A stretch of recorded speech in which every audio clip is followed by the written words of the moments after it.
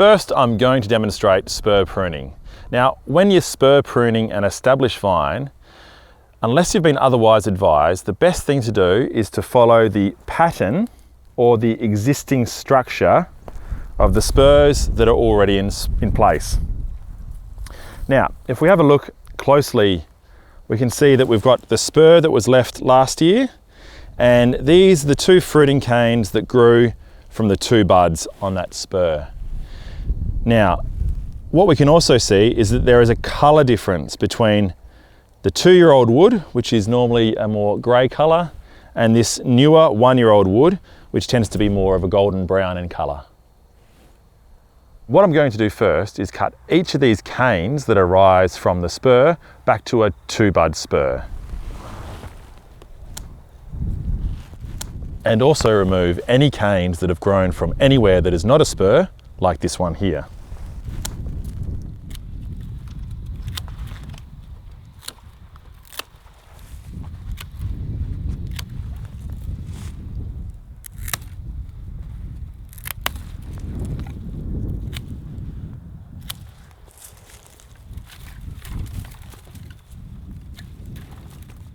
So if we left the vine like this, it would be essentially doubling the number of buds that we left on the vine compared to last year. So we now have to go back through and cut each double spur back to a single 2-bud spur. Where possible, we want to select the lowest spur. If we continue to select the highest spur year on year, then the spur height will continue to grow and the vine will lose its structure and be more difficult to manage. The exception to the lowest spur rule is if the lowest cane is weak, like this one here, or it might be damaged due to the machine harvesting, or it could be disease. So in this case, I'm going to cut this lowest one out that's weak, and I'm going to spur this one here. So here we have the vine pruned to 2-bud single spurs. This time, rather than pruning everything back to double spurs and then selecting my single spurs, I'm going to go straight to selecting my single spurs, which is the most efficient way of pruning.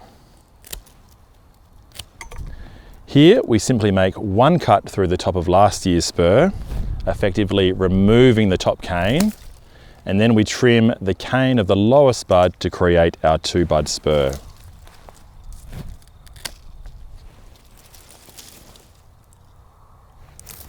As we remove the canes, we generally like to toss them into the middle of the row so that they can either be mulched by the tractor or cleaned up with a rake.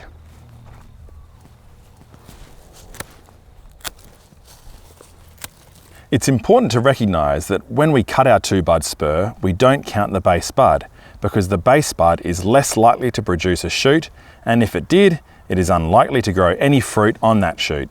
The rule of thumb for telling the difference between the base bud and the first bud is that if the bud is higher than 5 millimeters from the base of the spur, then it should be classified as the first bud. Any bud lower than 5 millimeters is classified as a base bud.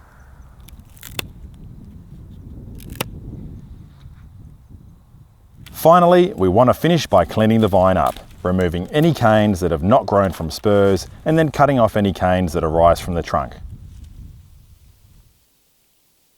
And here we have the finished vine.